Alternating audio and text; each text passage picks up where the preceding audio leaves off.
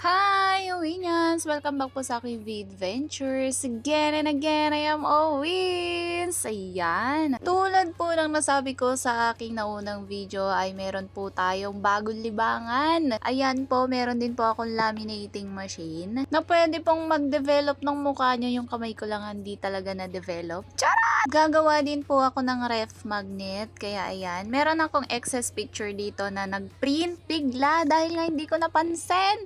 Meron palang blanco sa aking page. Kaya naman nag-print talaga siya sa bond paper, hindi dun sa photo paper. At ito nga yung sinasabi ko sa inyo na kamay ko hindi na-develop. Haha! Ayan, balik tayo dito.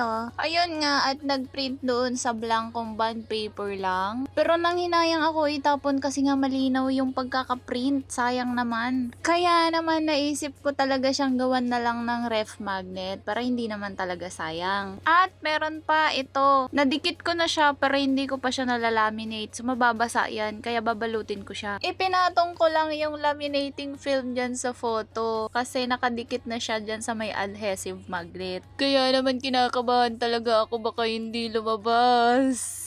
Iniisip ko baka hindi lumabas talaga at naipit sa loob. Yun ang talagang iniisip ko. Pero yan na. Yan na. Ayan na!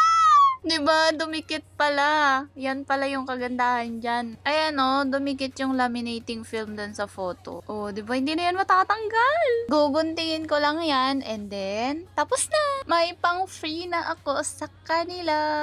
Inulit ko pa nga, binaliktad ko naman. Kasi pwede pa lang. Ganda talaga na nabili kong laminating machine. Na-amaze talaga ako kasi ref magnet na yan pero pumasok pa din. Ang alam ko sa laminating machine ay laminating film lang yung pwede dyan. At ito na nga, diba, cutie cutie.